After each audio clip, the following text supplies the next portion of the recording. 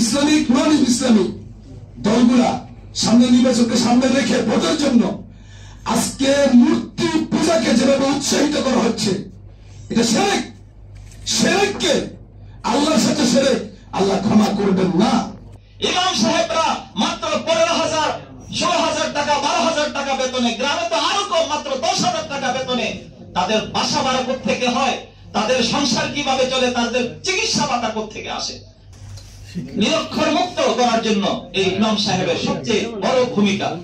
এই ইমাম সাহেব এই ক্ষুদ্র চাকরি করার পর না মসজিদের মিম্বর থেকে শুধু নামাজ রোজার কথা বলেন না, উনি কিন্তু সন্ত্রাস, দুর্নীতি, চুরি, ডাকাতি, ধর্ষণ, ব্যভিচারের বিরুদ্ধে কথা বলে সমাজকে সুন্দর এবং আদর্শ সমাজ হিসেবে গড়ে তোলার জন্য সবচেয়ে বড় ভূমিকা পালন করেন মসজিদের মিম্বর থেকে ইমাম সাহেব।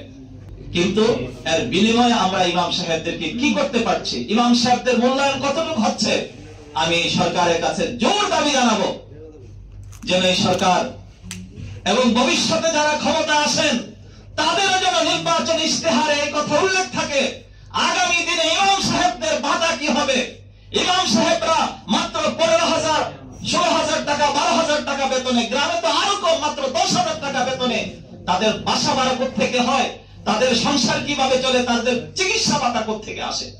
এই জন্য আমি সরকারি ভাবে যেন ইমাম সাহেবদের এই ভাতা ব্যবস্থা চালু করা হয়, এর জন্য জোর দাবি আজকে আলোচনা সভা থেকে করছি। ক্ষমতা দেখায় লাভ নেই, কারণ এদেশে যিনি ক্ষমতা দেখিয়েছেন তিনি হলেন ফ্যাসিস্ট শেখ হাসিনা। এমন ভাবে পালিয়ে গেছেন এবং জাতীয় মসজিদ, প্রধান বিচারপতি, এমনকি দেশের সর্বস্তরে সেনাবাহিনীর অফিসাররা পর্যন্ত পালিয়ে যেতে বাধ্য হয়েছে তাদের কর্মের কারণে। আমি তো এতটুকু বলি, বাড়িয়ে যদি সুযোগ থাকতো আমাদের বর্তমান প্রেসিডেন্টরা পালিয়ে যেত। এই জন্য আমি বলবো, ক্ষমতা এমন একটি জিনিস আমাদেরকে আল্লাহ রাব্বুল আলামিন দান করেছেন, এটাকে এই ক্ষমতাটা ইমামদেরকে আল্লাহ রাব্বুল আলামিন যে সম্মান, 3.5 লক্ষ ইমাম, এটা কিন্তু জাতির ইমাম, জাতির নেতা। কিন্তু ইমামদেরকে সঠিক ভূমিকা রাখার জন্য বিভিন্ন দলের নেতা নেত্রীরা, মসজিদের সভাপতিরা দেন না, কিন্তু সভাপতিরাও সময় মতো অপমান আর অপদস্থ হয়ে জাতির কাছে ক্ষমা চেতে হয়। এই জন্য বলবো, বিশেষ করে ইসলামিক নন ইসলামিক দলগুলা সামনে নির্বাচনকে সামনে রেখে ভোটের জন্য আজকে মূর্তি পূজাকে যেভাবে উৎসাহিত করা হচ্ছে, এটা শিরক। শিরককে আল্লাহর সাথে শিরক, আল্লাহ ক্ষমা করবেন না। ইসলামী দল হোক, নন ইসলামী দল হোক, মূর্তিকে পূজা করা, উৎসাহিত করার কোন সুযোগ নেই।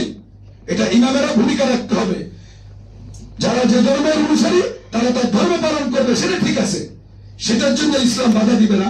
তবে মুসলমান ইমানদার মূর্তি পূজাকে উৎসাহিত করার কোন সুযোগ নেই। ইমাম অর্থ কি?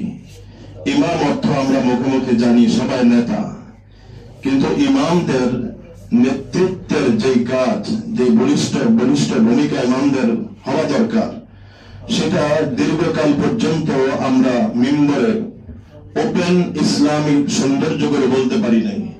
বিশেষ করে রাষ্ট্র মেরামত, রাষ্ট্রের সৌন্দর্য, রাষ্ট্রের মধ্যে ইসলামী হুকুমত কিভাবে কায়েম হয়, এই কথাগুলো বলা যায় নাই।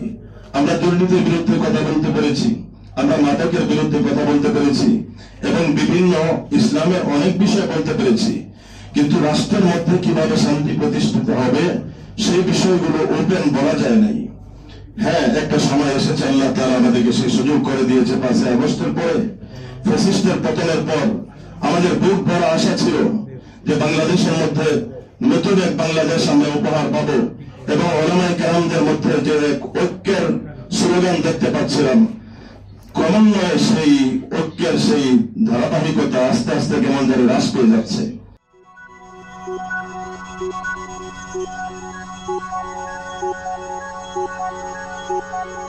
Thank you.